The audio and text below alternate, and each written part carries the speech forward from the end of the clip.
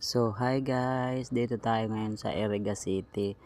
Pangalawang beses ko na to guys na daanan tong bahay na to. So, sobrang naawa ako. Sobrang naantig ang aking puso. Kasi kawawa naman tong mga nakatira dito.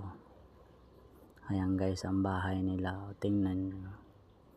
Sobrang naawa ako dahil sila lang. Sobrang dalaata ng kahirapan. Hindi nagkapag-aral dahil wala din pera, kinakapos din sa pagkain, lahat guys, halos wala din silang makain.